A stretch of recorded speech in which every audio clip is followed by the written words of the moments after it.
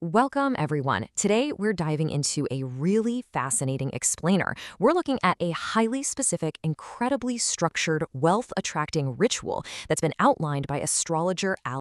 Now, just to be super clear right out of the gate, we're not here to endorse or validate any of these claims.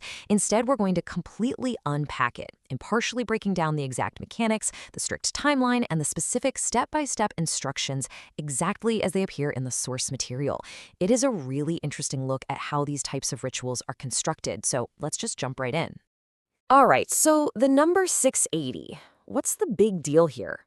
Well, according to astrologer Ali Zanjani, the specific spiritual and astrological alignment happening on this particular 12th of Rabiul Awwal is a massive rarity, like we're talking a once in 680 years kind of event.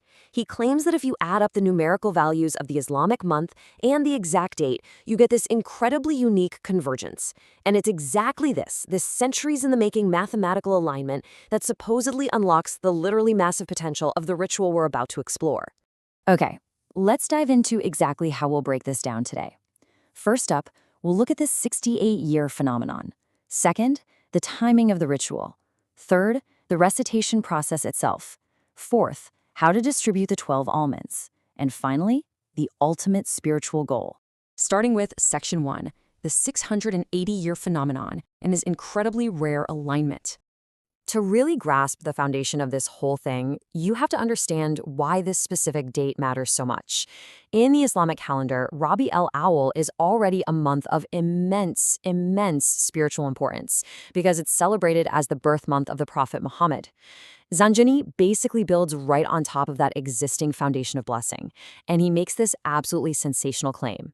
He literally says, each almond is worth no less than 12 crores. I mean, wow. He's positioning this specific 12th of Rabi al-Awwal as not just a day for religious observation, but as this unparalleled, overflowing opportunity to attract massive wealth, or rizq. And the entire ritual relies on a super simple physical object, raw almonds. They basically act as the vessel for this huge promised financial windfall. Moving on to Section 2, the timing of the ritual. Because there is a very strict window here. So the crucial thing you've got to understand is exactly when this window of opportunity actually opens and closes. Spiritual rituals require exactness, right? Based on the source material, the timing is rigidly tied to the Islamic method of tracking days, where a new day officially kicks off at sunset. So, first you have to wait for the daytime of the 11th of Rabiul Awwal to completely pass. The absolute earliest you can start is right after Maghrib, the sunset prayer. Why? Because that exact moment is when the night of the 12th actually begins. From there, you have this strict, limited nighttime window to get the whole thing done. And it permanently closes at Fajr, the morning prayer. If you try to do it outside of this specific night, well, according to his instructions, you've completely missed the alignment.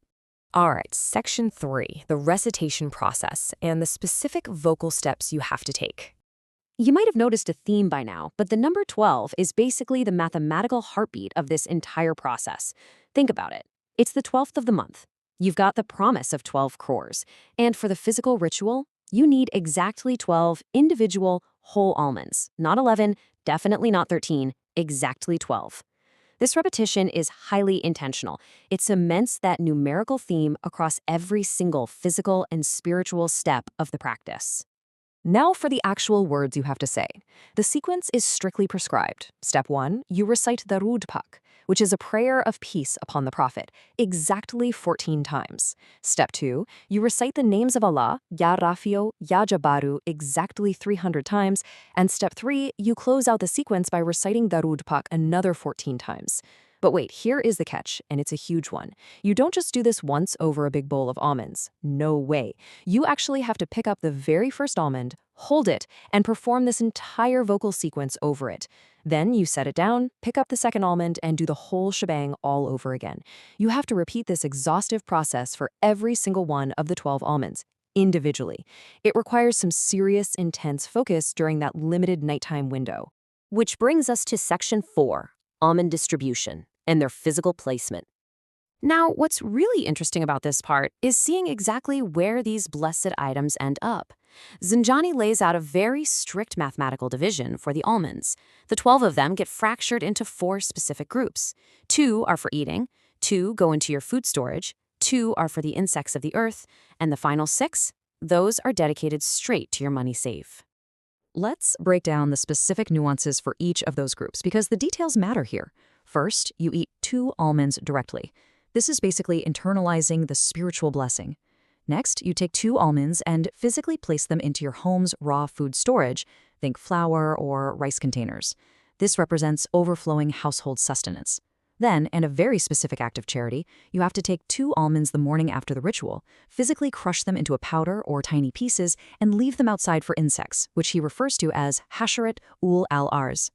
Finally, the largest chunk, those last 6 almonds, is dedicated directly to wealth retention. You're instructed to stash these 6 in your safe, your wallet, or basically wherever you keep your cash. Zanjani even throws in a highly specific detail here. He says keeping these 6 almonds in a red pouch is the absolute ideal way to maximize the financial effect. And finally, Section 5, the ultimate spiritual goal, and dedicating the reward. The source material makes it incredibly clear that this physical ritual has to be tied to a profound spiritual act. So, after you've finished all those recitations on the 12 almonds, but right before you actually distribute them, Zanjani says you must gather all the almonds together. In that exact moment, the practitioner has to dedicate the spiritual reward, the sawab, of all that intense recitation as a direct gift to Bibi Fatima al-Zahra. And it's through her spiritual intercession that the follower is instructed to passionately pray to God for their business, their employment, and their overall wealth, their rizq. It is such a fascinating blend, right? You have this very transactional desire for financial gain, but it's routed directly through a deeply reverent spiritual offering. And that essentially wraps up our explainer on this intricate ritual. We've explored the claims of a 680-year alignment, the really intense commitment of that nighttime recitation, and the highly specific distribution of 12 simple almonds, all to chase a promise of immense wealth. Regardless of what your personal beliefs might be, looking at this really leaves us with a compelling question. How do ancient spiritual practices and astrological promises continue to intersect so powerfully with our very modern, very human desires for financial security? It's definitely something to chew on the next time you see faith and finance sharing the same stage. Thank you so much for joining me today. Keep questioning and keep learning.